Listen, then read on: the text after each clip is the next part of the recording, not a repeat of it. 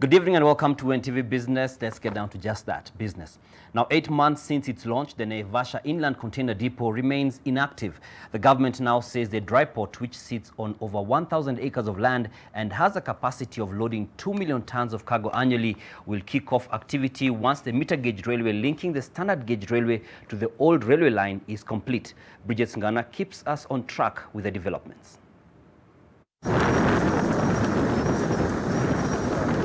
Kenyans will have to wait for at least another 7 months before the Naivasha Inland Container Depot can begin to deliver on its promise of revolutionizing cargo transport within the country and across the East African region.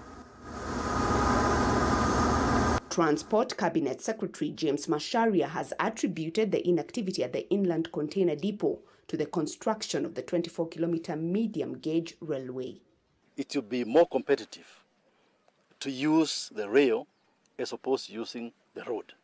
And this is something which people have to really appreciate. From June this year, this ICD will be extremely busy. 6 years ago, we had only 20 million tons coming through the port of Mombasa. Now we have 34 million tons. And this demonstrates that we are growing as a nation. It demonstrates that we are supporting our neighboring countries, which are landlocked.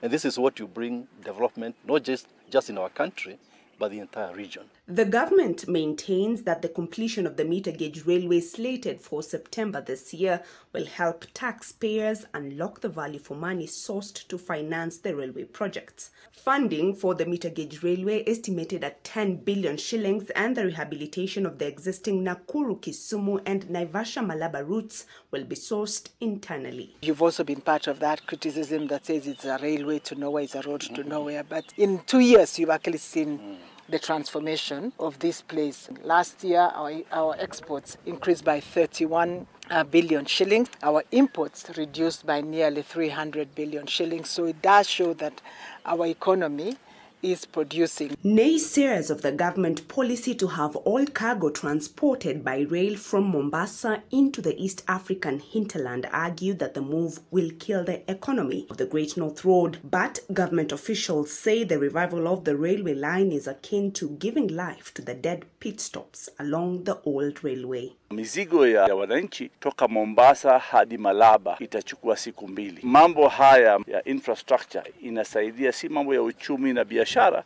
lakini pia mambo ya utalii. Hayo ndio mambo ambayo tunaweza kuinua kama serikali ya Uhuru Kenyatta. Even as we are planning that phase of the SGR moving from Naivasha up all the way to Kisumu, the MGR will start working this year. That is something to celebrate. So in the next 6 months or so, this medium gauge railway from Longonot to Naivasha is expected to be complete. And this will, in a sense, revive the ICD. And this is also expected to see a pickup of goods from here towards other parts of the East African region. Bridget Ngana, NTV, Nakuru.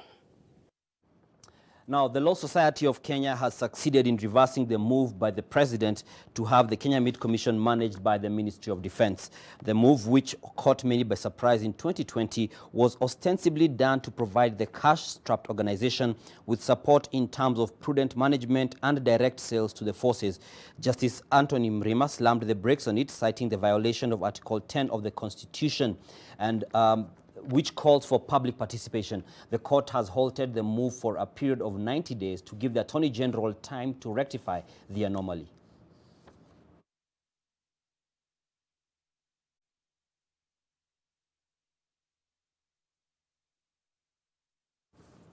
The Council of Governors Agriculture Committee says it has been left out of the ongoing reforms the Minister of Agriculture is championing in the sector, key among them the 7 bills meant to reinstate the cash crop boards.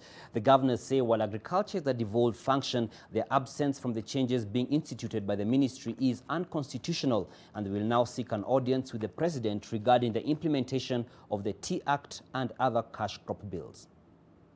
As county governments, we have resolved that we will not allow to be treated as mere observers, but rather as a level of government that co-creates policies, rules, and others regarding devolved functions that enhances implementation of projects by our farmers and pastoralists. We have therefore proposed that we are going to engage, we are going to lobby the National Assembly, the Senate, and other relevant institutions for a total review of the architecture of these bills, so as to ensure that counties are enabled effectively and that we offer services to our farmers as is required.